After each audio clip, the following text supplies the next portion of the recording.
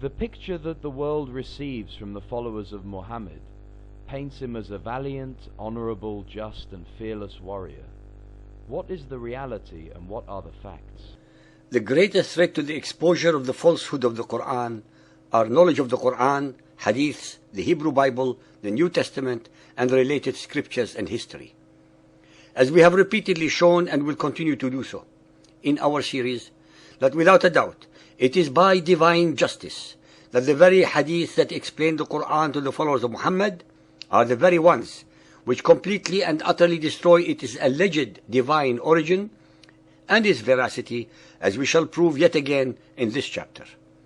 Sahih al-Bukhari Hadith 4.54, narrated by Abu Huraira.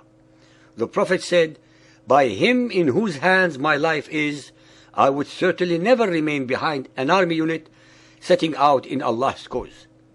By him in whose hands my life is, I would love to be martyred in Allah's cause and then get resurrected, and then get martyred and then get resurrected again, and then get martyred and then get resurrected again, and then get martyred." Muhammad, in his own words, admits that he did not fight in most of the raids that he either initiated or conducted. He preferred death in jihad than life, as long as it was the death and jihad fought by his followers and not by himself. What a spineless coward! He sent his simpleton and gullible followers to their demise with promises of booty and rape if they survived, and unlimited sensual and sexual pleasures in his perverted version of paradise if they got slaughtered. With such promises, they could not go wrong whether dead or alive. Then the brave Muhammad, who did not fight, boast of how he would have preferred to die in the way of Allah in jihad again and again and again. Ibn Ishaq 373. The apostle wore 2 coats of mail on the day of Uhud, and he took up a sword and brandished it, saying, "Who will take this sword with its right?" Muhammad did not get into the pitch of battle, but retired to the top of the hill surrounded by his bodyguards. That is why he gave his own sword to someone else to fight with.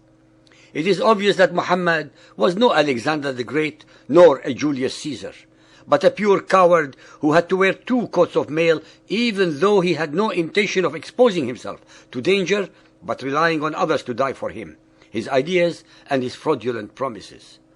Sahih al-Bukhari Hadith 4.276, narrated by Al-Bara bin Azib. The Prophet appointed Abdullah bin Jubair as the commander of the archers who were 50 on the day of the battle of Uhud. He instructed them, "Stick to your place. You should not leave your place till I send for you." When the infidels were defeated, by Allah, I saw the women fleeing, lifting up their clothes, revealing their leg bangles and their legs. So the companions of Abdullah bin Jubair said, "The booty, O people, the booty. Your companions have become victorious. What are you waiting for? Now." Abdullah bin Jubair said, "Have you forgotten what Allah's apostle said to you?" They replied, "By Allah, we will go to the enemy and collect our share from the war booty." But when they went to them, they were forced to turn back defeated.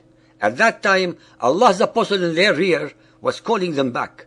Only 12 men remained with the Prophet, and the infidels martyred 70 men of us. Then Abu Sufyan, the leader of the unbelievers, asked 3 times, "Is Muhammad present among these dead people?"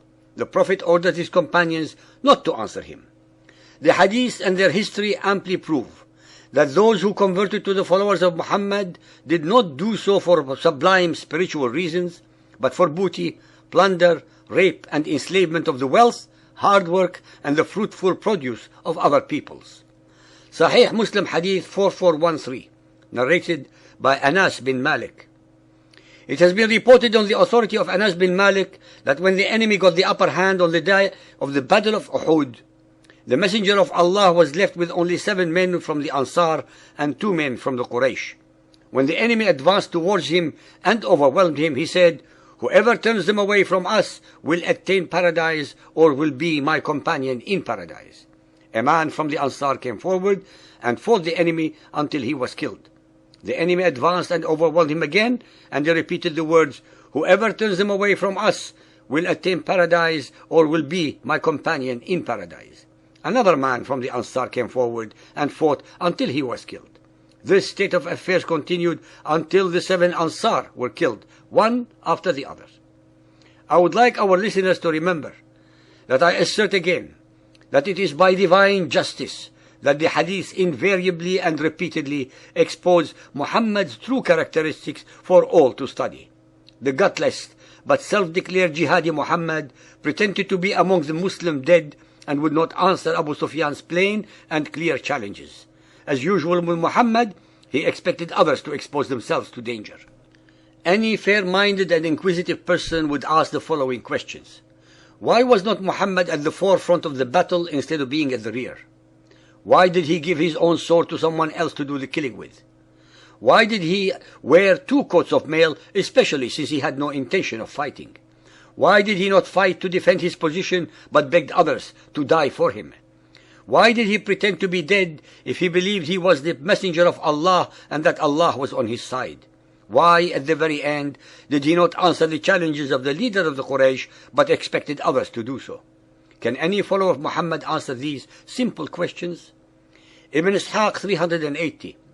When the enemy hemmed Muhammad in, he said, "Who will sell his life for us?" 5 of the Ansar arose. They fought in defense of the Apostle, man after man, all being killed.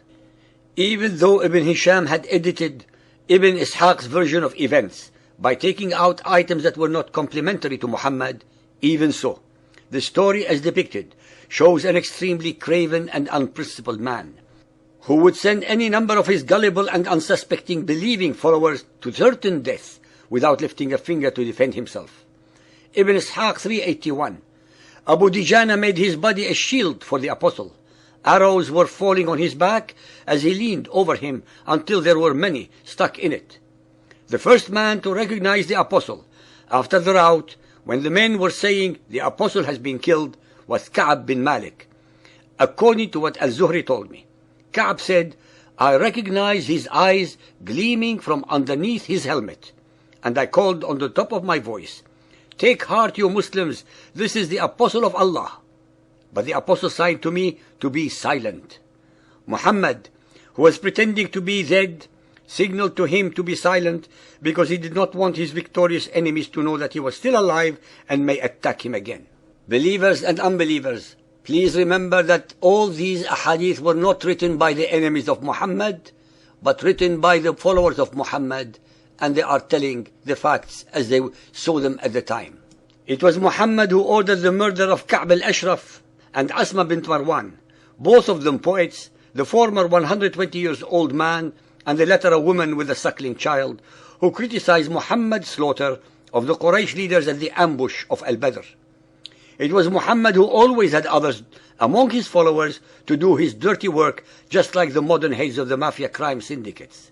Ladies and gentlemen, when the ahadith are studied carefully, they single-handedly help obliterate and destroy all the myths of chivalry, bravery, compassion, intelligence, knowledge, veracity, miracles, etc., that were later concocted by the thousands on behalf of and heaped upon the undeserving persona of Muhammad.